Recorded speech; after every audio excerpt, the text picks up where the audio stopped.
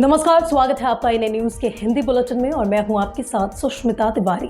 आइए शुरुआत करते हैं खबरों की, लेकिन उससे पहले एक नजर आज की हेडलाइंस पर। शिक्षा से कोसों दूर बच्चे, गांव में स्कूल न होने से अंधकार में बच्चों का भविष्य। झांसी पूंछ में लगातार आग लगने का सिलसिला जारी, रहवासियों को उठानी पड़ रही दिक्कतें। रामपुर की नगर पालिका अध्यक्ष फातिमा जबी को कोर्ट से लगा झटका, अग्रिम जमानत याचिका हुई खारिज। केशव प्रसाद मौर्य का अखिलेश पर प्रहार, माफिया की कब्र पर फातिया पढ़ते हैं अखिलेश यादव। और आइए अब विस्तार से नजर डालते हैं खबरों पर। शिक्षा के नाम पर देश में सिर्फ और सिर्फ जुमले ही सुनाई देते हैं। ये इसलिए कह रही हूँ क्योंकि जब हम धरातल पर उतरकर सरकार के जुमलों की हकीकत देखते हैं तो वाकई में वो सिर्फ हवाई बातें ही साबित होती है। ऐसा ही एक गांव है जनपद अमरोहा के थाना धनौरा तहसील क्षेत्र में, जहां बच्चे शिक्षा से कोसों दूर हैं, जहां बच्चों के भविष्य के साथ खिलवाड़ किया जा रहा है। शिक्षा को लेकर सारी बड़ी योजनाएं यहां आकर ध्वस्त हो जाती है। धनौरा तहसील क्षेत्र के गांव रानी बस्तौरी निवासी बच्चों के परिजनों ने भी इस बारे में जानकारी देते हुए बताया है कि यहां पर स्कूल न होने की वजह से बच्चे भी नहीं पढ़ पाते हैं और उनका भविष्य अंधकार में जा रहा है। अच्छा, ये कौन सा गांव है? रानी बस्तौरा। रानी बस्तौरा। यहाँ सारे बच्चे ऐसे खेलते दिखाई दे रहे हैं, स्कूल नहीं जाते? क्यों?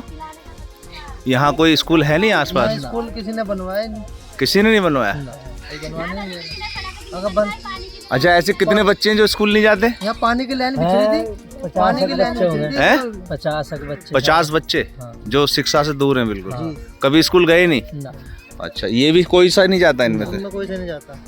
झांसी के पूंछ क्षेत्र में आग लगने का सिलसिला अभी भी थमने का नाम नहीं ले रहा है। आज कई जगह आग लगने का मामला सामने आया है, जिसमें ग्राम जरहा कला, पूंछ और महाराजगंज डेयरी में आग लग गई, जिसे लोगों और फायर ब्रिगेड की सर्विस की गाड़ियों के द्वारा आग पर काबू पा लिया गया। हालांकि आग से खेत व खलिहानों में कोई ज्यादा हानि देखने को नहीं मिली है। वहीं महाराजगंज डेयरी में जले मुर्गी फार्म में फार्म का वरदान, साथ ही मुर्गी दाना सहित पूरा मुर्गी फार्म जलकर खाक हो गया। बताते चले कि क्षेत्र में फसलों में लग रही आग के कारण बिजली की कटौती की जा रही है। क्या नाम है आपका? जी। क्या हो गया, कैसे लग गई ये आग आपको? कोई पता नहीं है, तो नरवा से नाला से आई हो, बस थोड़ा सी लगी। तो नरवा में आग लगी थी क्या? हाँ, नहीं लगी नहीं है, जो लगाई है जी ने भी लगाई हो, कोई पता नहीं है। कब से लगी है? सवेरे दोपहरिया में। आपको कैसे जानकारी लगी? हमें एक औरत जनी मांस थी, वो भोकली घुमर की मौसी, उनने आवाज़ दी, बोली आग लग गई, आग लग गई। जब हम आए तो कितने बीघा का घुसा था? 7 बीघा। रामपुर नगर पालिका की तत्कालीन अध्यक्ष फातिमा जबी को रामपुर के MP MLA कोर्ट से बड़ा झटका लगा है।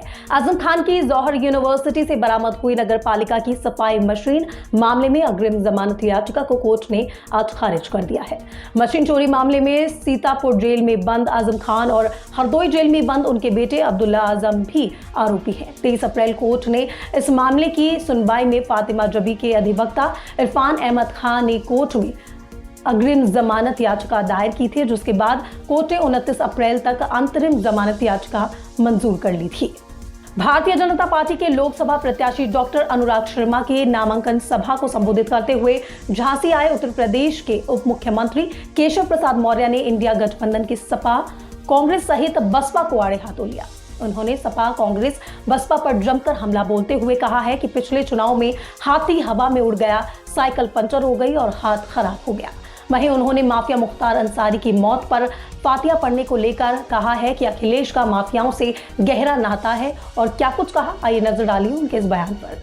भीषण गर्मी में जिस प्रकार से कार्यकर्ताओं का, समर्थकों का जनसैलाब उमड़ा है, मुझे पूरा विश्वास है श्री अनुराग शर्मा जी झांसी लोकसभा में 2014 और 19 का जो रिकॉर्ड है उसको तोड़ करके नया रिकॉर्ड बनाएंगे और 4 जून को जो 400 पार का लक्ष्य है उसको पूरा करने में बुंदेलखंड आगे रहेगा।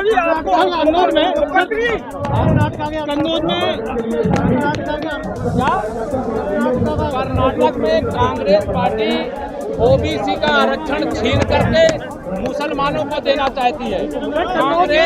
कांग्रेस नहीं रह गई, वो मुस्लिम लीग बन चुकी है।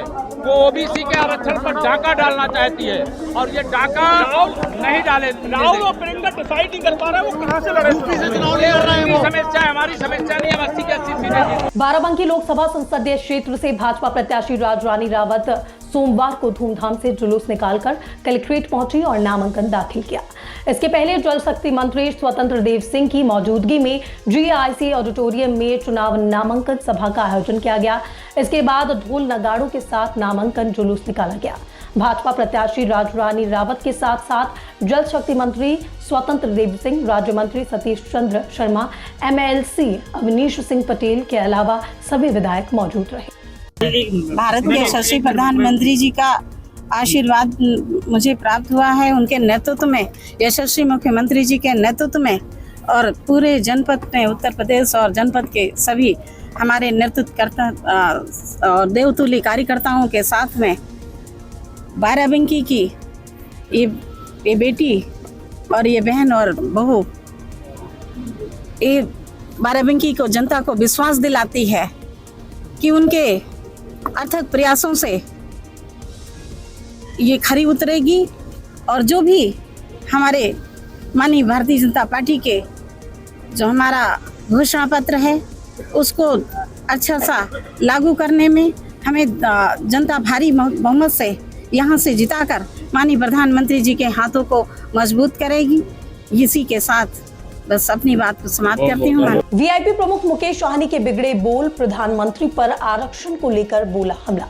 प्रमुख मुकेश साहनी ने प्रधानमंत्री को आड़े हाथों लेते हुए कहा कि उन्होंने जो वादे किए थे उन्हें पूरा करें। जो मंडल कमीशन और काका कालकर की रिपोर्ट थी उसे क्यों नहीं लागू किया गया और क्या कुछ कहा, आइए नजर डालते हैं उनके बयान पर। वो अपनी बात करे, हमको क्या करना चाहिए, हमारा देश कैसे आगे बढ़ेगा, देश कैसे भाईचारा के साथ रहेगा, हम वो काम करेंगे। उनके कहने से थोड़े काम करेंगे।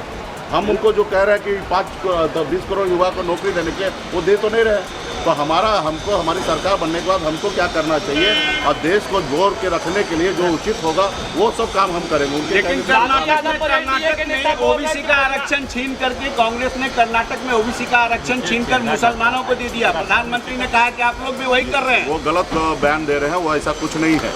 प्रधानमंत्री जी इतना झूठ बोलते हैं, हम लोगों को शर्म आ रहा है कि हमारे देश का प्रधानमंत्री सिर्फ चुनाव जीतने के लिए इतना झूठ नहीं बोलना चाहिए। वो उनको पहले तो वो बताना चाहिए कि जो उन्होंने वादा किया उसके ऊपर काम करना चाहिए। राज्य सरकार जिनके पास जो अभी उनके पास देश का प्रधानमंत्री है, उनको लग रहा है गलत है तो बदल देना चाहिए। कल उन्होंने झंझारपुर में कहा मंडल कमीशन को रोक के रखने वाला। भैया 10 साल से आप ताली बजा रहे थे क्या? 10 साल से आप सरकार में थे, क्यों नहीं मंडल कमीशन को आपने लागू कर दिया? काका कालकर का रिपोर्ट क्यों नहीं लागू कर दिया?